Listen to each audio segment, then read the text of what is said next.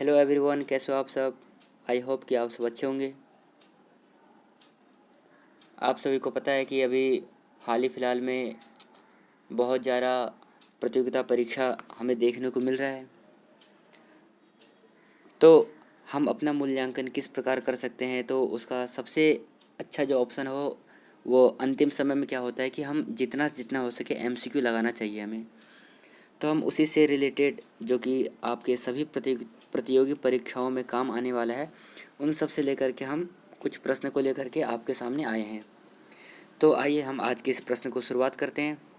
तो हमारा जो पहला प्रश्न है वह है, भारत में सर्वाधिक वर्षा वाला स्थान जो कि मासी नरम है वो किस राज्य में स्थित है। सही उत्तर है आपका मेघालय। जो मेघालय है वो भारत में सर्वाधिक वर्षा वाला स्थान जो मासी नरम है वो मेघालय में स्थित है। अगला प्रश्न है, भारत के किस राज्य में मानसून का आगमन सबसे पहले होता है।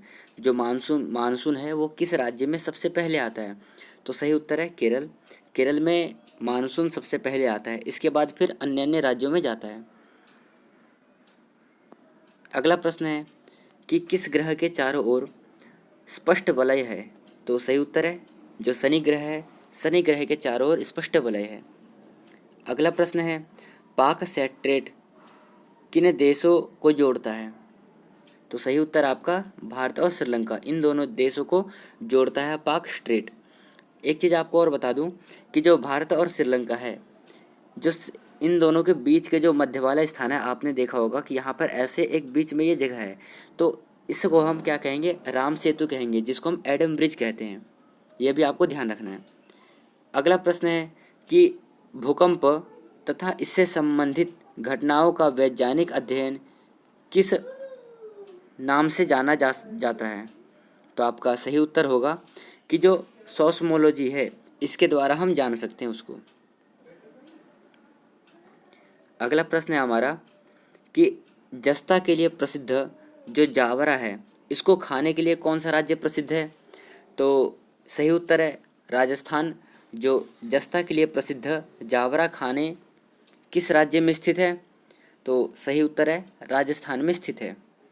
अगला प्रश्न है, लैटिन अमेरिका का औद्योगिक दृष्टि से सर्वाधिक विकसित देश कौन सा है।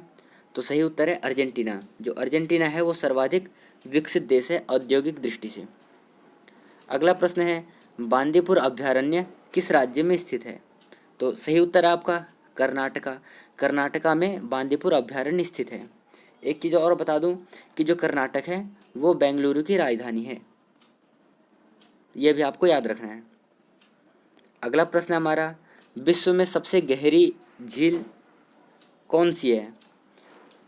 तो सही उत्तर होगा आपका बैकाल झील। अगर पूछ ले कहाँ पर है तो आपको बोलना है साइबेरिया में बैकार झील है। अगला प्रश्न है, भारत में कोयला प्रचुर मात्रा में कहाँ पाया जाता है। भारत में कोयला प्रचुर मात्रा में कहाँ पाया जाता है। तो आपका सही उत्तर होगा कि गोंडवाना का जो क्षेत्र है वहाँ पर कोयला प्रचुर मात्रा में पाया जाता है। अगला प्रश्न है, सुंदरवन डेल्टा कौन सा नदी बनाती है। तो सही उत्तर होगा गंगा नदी, जो कि भारत की सबसे पवित्र नदी मानी जाती है, गंगा नदी। आइए हम अगले प्रश्न की ओर बढ़ते हैं। तो हमारा अगला प्रश्न है, भारत की सबसे लंबी सुरंग कौन सी है। जो कि पीर पंजाल सुरंग है वो किस राज्य में स्थित है। तो आपका सही उत्तर होगा जो जम्मू कश्मीर है, जम्मू कश्मीर में भारत की सबसे लंबी सुरंग पीर पंजाल सुरंग स्थित है। अगला प्रश्न है, तुलबुल परियोजना किस नदी पर है। तो आपको पता होगा कि तुलबुल परियोजना झेलम नदी पर है, यह आपको याद रखना है।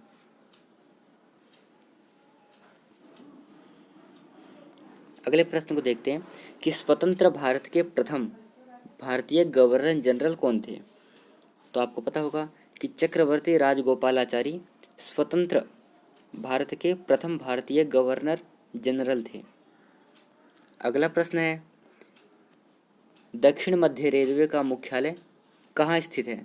तो सही उत्तर है सिकंदराबाद में दक्षिण मध्य रेलवे का मुख्यालय स्थित है।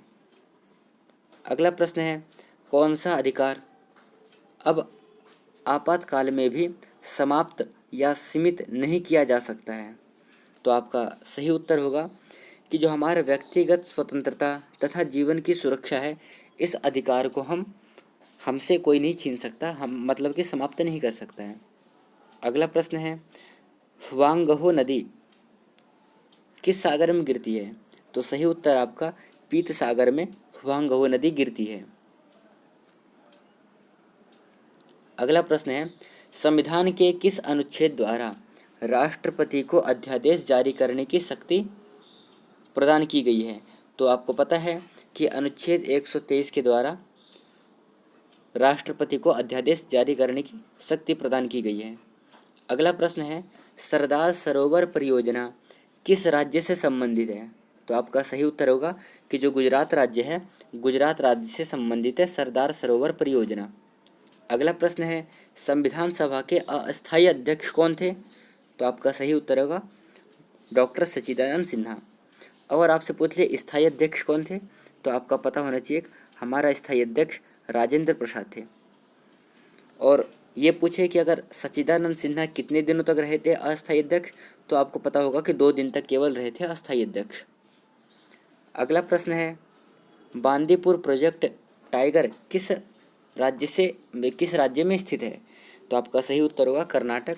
इससे पहले एक बार और आया था कर्नाटक, जहाँ पर मैं बताया था कि जो कर्नाटक जो है वो बेंगलुरु की राजधानी है। ये भी आपको याद रखना है।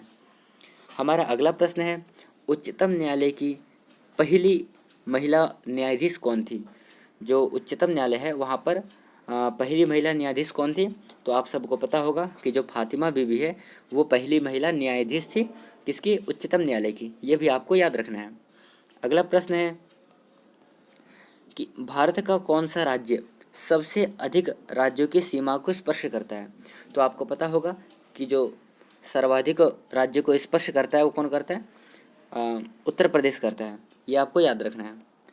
दोस्तों, आज हम 24 प्रश्न करेंगे। इससे पहले कि हम वीडियो समाप्त करें, हम एक चीज़ आपको बताना चाहते हैं कि हमारा जो चैनल है एजुकेशनल मोड 1, यहाँ पर हम इसी प्रकार रोज़ नए 20-25 MCQ क्वेश्चनों का हम सीरीज चलाएंगे। तो जिन लोगों ने भी सब्सक्राइब नहीं किया सब्सक्राइब कर ले, और जिन लोगों को अच्छा लगे वो अपने कमेंट में अपने विचार सहमति जारी करें। धन्यवाद दोस्तों।